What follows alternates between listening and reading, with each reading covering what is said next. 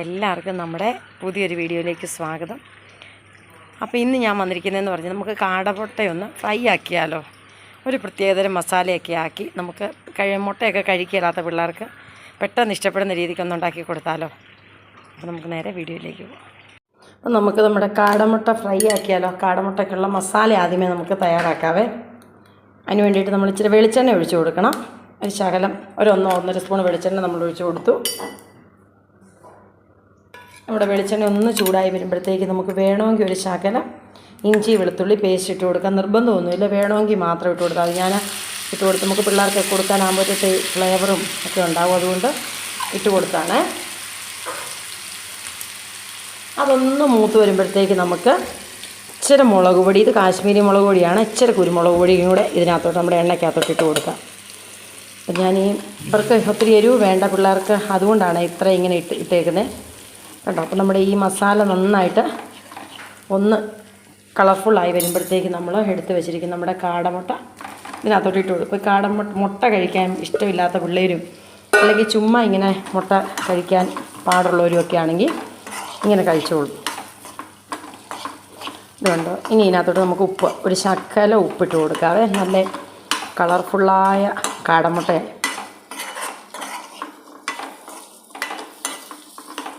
ഇച്ചിരി ഉപ്പിട്ട് കൊടുക്കാവേ.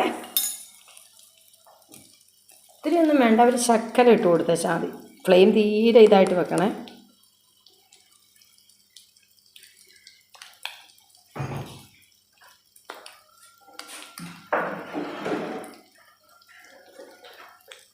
ഇനി നമുക്കൊരു ഇച്ചിരി നമ്മുടെ ഗരം മസാല നമ്മൾ തന്നെ വീട്ടിൽ പൊടിച്ചാട്ടോ, ഒരു കെമിക്കലോ മായോ ഒന്നുമില്ല, അതും ഇട്ട് കൊടുത്തു. നമുക്കൊരു ശകല നാരങ്ങയുടെ നീരും കൂടി ഒരു ചെറിയ ശകലം ജസ്റ്റ് ഒന്ന്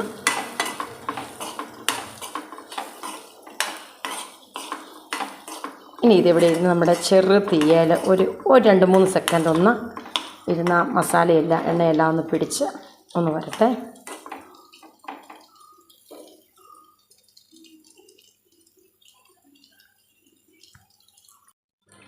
അപ്പോൾ ഇതെങ്ങനെ നമ്മുടെ കാടമുട്ട ഫ്രൈ എന്നോ കാടമുട്ട വരട്ടിയതെന്നോ എങ്ങനെ വേണമെങ്കിലും നമുക്ക് പറയാം.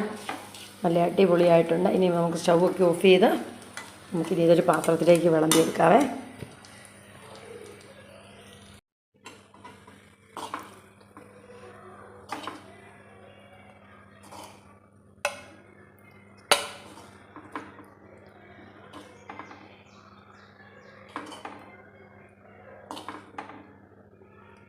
ഇപ്പോൾ കാടമുട്ട കഴിക്കാൻ ഇഷ്ടമില്ലാത്ത പിള്ളേർക്കും ഒക്കെ ഇങ്ങനെയൊക്കെ ഉണ്ടാക്കി കൊടുത്തു കഴിയുമ്പോൾ നല്ല അടിപൊളിയായിട്ട് അവർ കഴിച്ചോളും. ഇതെങ്ങനെ നമ്മുടെ കാടമുട്ട ഫ്രൈ റെഡി ആയിട്ടുണ്ട്. അപ്പോൾ മുട്ട കഴിക്കാൻ ഇതുപോലെ കാടമുട്ട കഴിക്കാൻ ഇഷ്ടമില്ലാത്ത പിള്ളേർക്കോ കോഴിമുട്ടയോ താറാമുട്ടയൊക്കെ കഴിക്കാൻ ഇഷ്ടമില്ലാത്ത പിള്ളേർക്ക് ഇങ്ങനെയൊന്നും ഉണ്ടാക്കി കൊടുക്കണേ. നല്ല അടിപൊളിയാണ്, ഹെൽത്തിയാണ്, എരിവൊന്നുമില്ല, എന്നാൽ നല്ല കളർഫുള്ളായിട്ടിരിക്കുകയും ചെയ്യും.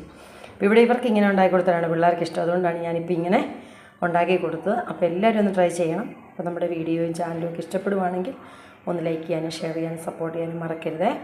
വീണ്ടും നല്ലൊരു വീഡിയോ ആയിട്ട് കാണാം. അതുവരെ ബൈ, താങ്ക് യു. എങ്ങനെയുണ്ട്?